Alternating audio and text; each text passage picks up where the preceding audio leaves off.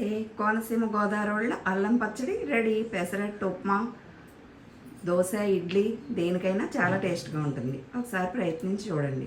నా వీడియో మొత్తం చూసి నచ్చితే లైక్ చేయండి, షేర్ చేయండి, సబ్స్క్రైబ్ చేయండి.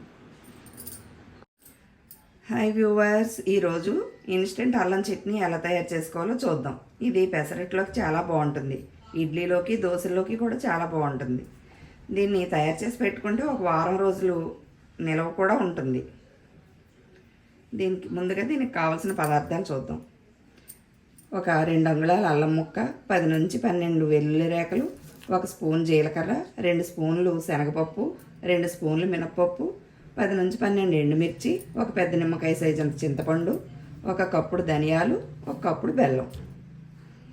ప్రాసెస్లోకి వెళ్దాం. బాండి పెట్టి ఆయిల్ వేసి ధనియాలు, మినపప్పు, శనగపప్పు వేసి పోపు బాగా దోరగా వేయించుకోవాలి.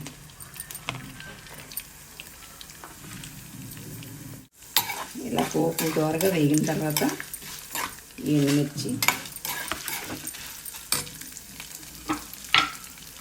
అల్లం ముక్కలు కూడా ఇందులో వేసి దోరగా వేయించుకోవాలి.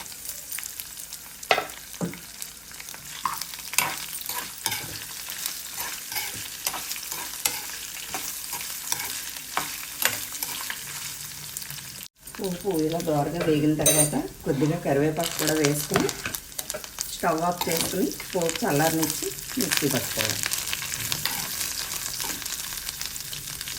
ఇందులో అల్లం ముక్కలు బాగా వేగాలి. అల్లం ముక్కలు పోపు బాగా వేగితేనే చట్నీ టేస్ట్గా ఉంటుంది.